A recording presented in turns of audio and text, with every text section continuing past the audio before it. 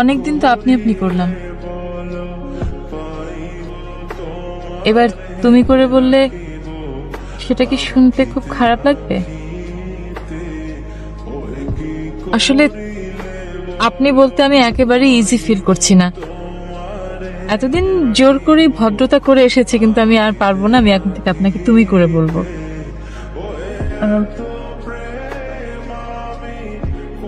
এতদিনের বন্ধুত্বের অধিকার নিশ্চয়ই আমি প্রত্যাশা করতে পারি।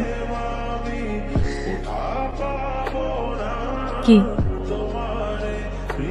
পারি না?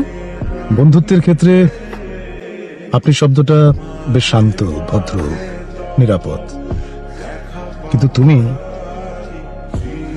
শব্দটা কিন্তু উগ্র, বেয়াড়া, ডিমান্ডিং।